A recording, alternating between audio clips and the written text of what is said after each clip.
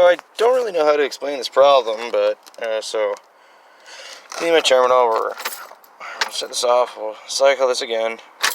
Go here, clutch in, nothing. Go again, nothing.